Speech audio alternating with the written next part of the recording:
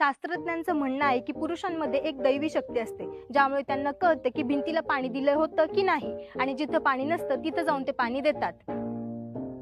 Nitrogen, sodium, methane, vitamin A, vitamin C एवढे सगळे chemical आपल्या लघवीमध्ये असतात. या सगळ्यामुळे भिंतीवरचे जंतू नष्ट होतात आणि भिंत जंतुमुक्त होते.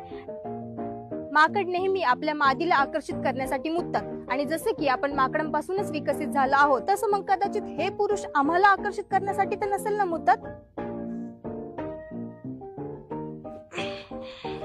तसं पाहायला गेलं तर कुत्रा आणि वाघ आपली हद्द ठरवण्यासाठी मुततात, मग कदाचित हे पुरुष आपली हद्द ठरवण्यासाठी तर मुतत नसतील ना. तसंच पुरुष इथेही मुतू शकतात. अश्मयुगीन काळापासून माणूस महत्वाच्या नोंदी गुहालेख, शिलालेखाच्या स्वरूपात ठेवू लागला. आजही ती गोष्ट तितकीच महत्वाची असल्याने माणूस मूत्रालेख लिहू लागलाय. ही धारणा ठेवणं चुकीचं आहे की प्रत्येक पुरुष उभा थांबून मुततो, कारण काही पुरुष खाली बसूनही मुततात.